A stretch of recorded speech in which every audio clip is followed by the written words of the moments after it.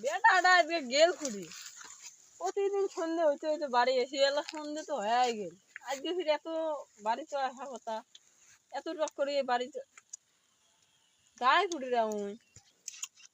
কি রে ওটা কাই ওটা তোমার বেড়ার মতন দেখা যায় কেরা ওই যেমন দেখো